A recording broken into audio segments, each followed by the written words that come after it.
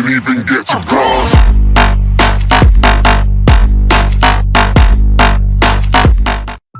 Meanwhile, the hero's training was coming to an end. According to the guy, an eternity had passed, but in fact, only a few hours.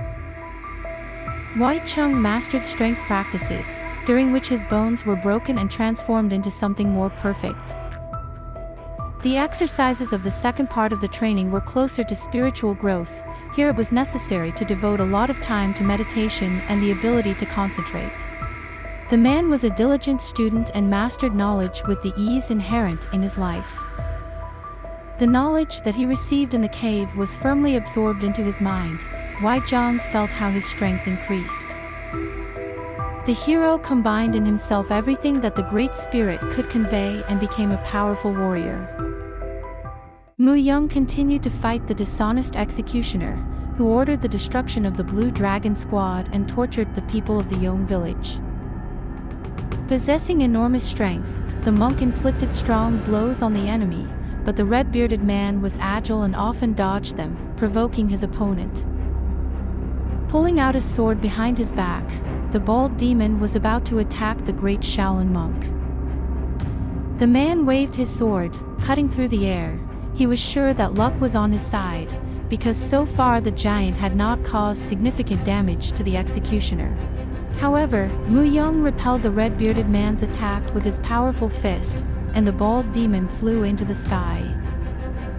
Somersaulting in the air, the executioner did not understand how the giant was able to see the attack from above. In his opinion, the strong man was very clumsy. The red-bearded man landed on the ground and looked displeasedly towards the enemy. The man did not notice anything legendary in the monk. He began to furiously threaten those present, hoping to intimidate the warrior and his friends, but it was difficult. The monk decided not to delay and used his energy to its fullest. It seemed to the red-bearded man that the man had several extra arms. Having put all his power into the blow, the great monk attacked the enemy again, but at the last moment the executioner dodged. The red-bearded man kept repeating that Mu Young is clumsy and slow, and this does not do him any honor. Rumors exaggerate the monk's power. The bald man wanted to use his sword again, but his hand was intercepted by the enemy's huge palm. The thug turned the executioner to face him and swung his hand for another blow. Sparks fell from the red-bearded man's eyes. The blow was powerful, but the man remained conscious. He wanted to jump away from his opponent, but Mu Young caught his hand again and told him not to rush to escape, because they weren't finished yet. The monk used a striking technique, which inflicted maximum damage on the Redbeard. The man flew to the side, combing the ground with his body, but still did not give up hope of defeating the giant. A white ghost ran up to the bald man. He wanted to make sure that his teacher was still alive. The monk took a fighting stance and asked the enemy if he had changed his opinion about the man's battle tactics. The ghost helped the Redbeard get up, and the executioner hissed that the enemy was getting on his nerves. Watching the mutilated men, Mu Yun asked why they had come to the village and caused havoc. The great monk believed that this was the end of their battle with the Redbeard and the enemy would not dare to fight further. The red-bearded man was arrogant and touchy. He did not want to tell about his affairs to the man who defeated him in battle. The grandfather in the hat realized that it would be difficult to get words out of the bandits and was going to send a dove with a message to Murim.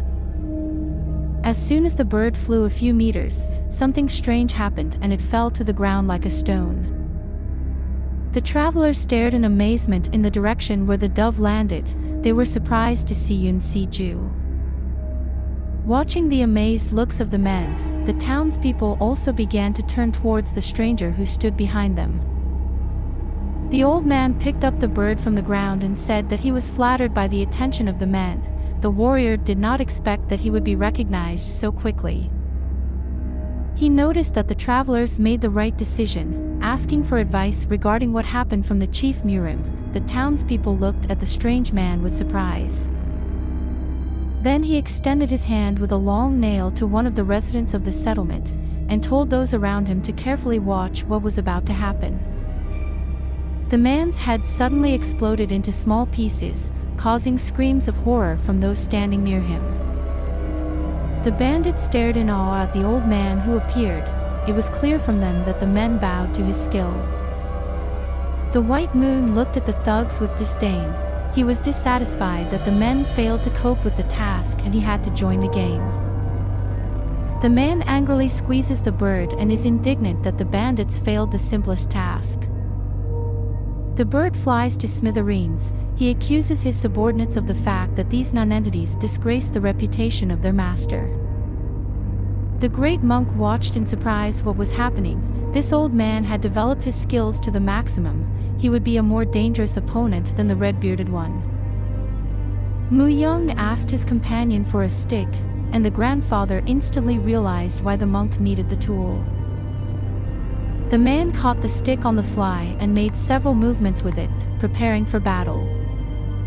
The enemy confidently advances on the giant and notes that the monk is too annoying. Mu Young points the gun towards the White Moon. He is ready to fight a strong opponent. The man grins as he watches the monk's actions. He does not see Mu Young as a threat to himself.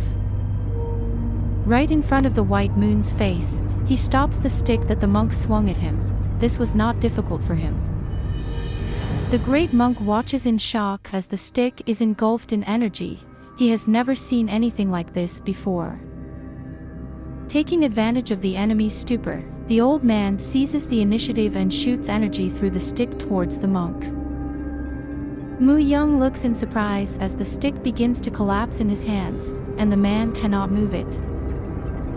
Suddenly the weapon flares up and explodes, colored by the old man's poisonous energy. A white ghost attacks the monk from behind.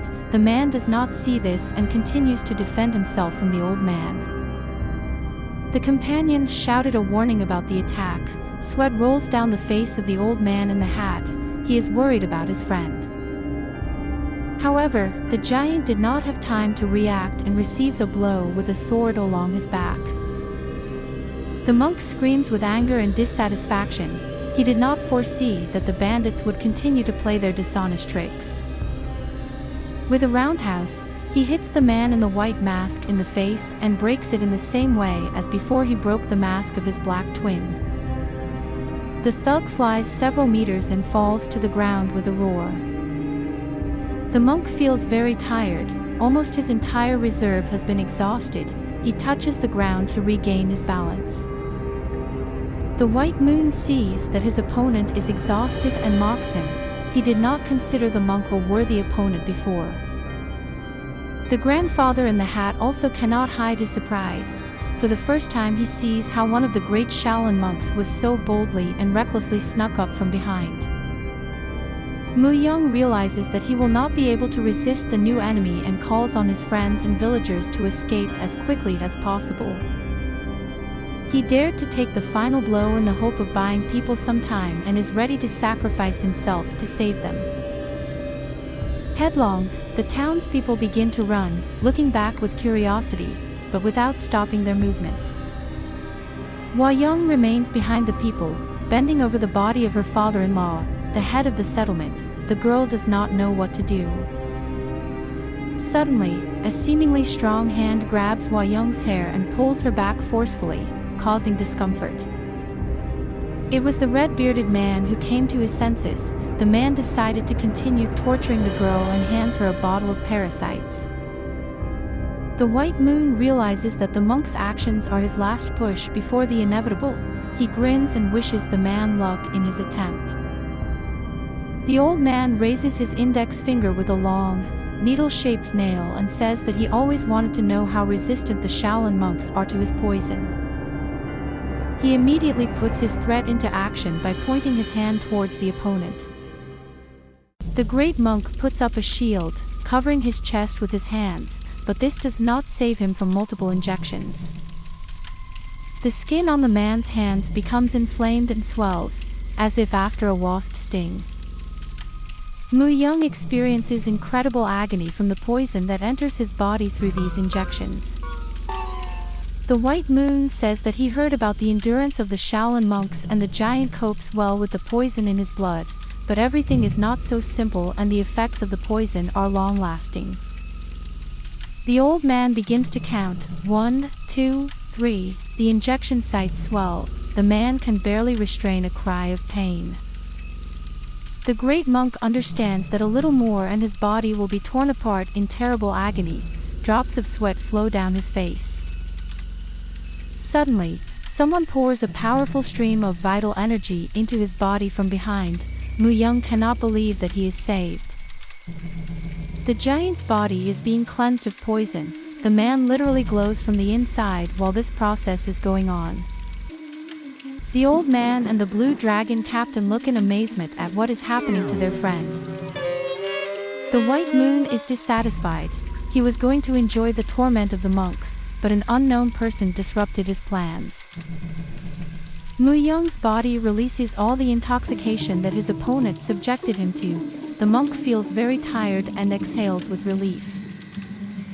The red-bearded man is surprised by how the most terrible poison known to him was neutralized, and Hua Young recognizes his husband in the face of the stranger.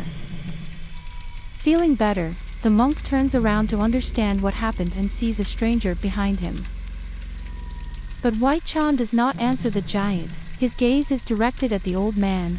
The hero asks the White Moon if he is the one who destroyed the settlement. The old man looks forward in bewilderment. The stranger is angry. The fire of retribution burns in his eyes, and everyone who was involved in what happened is unlikely to survive.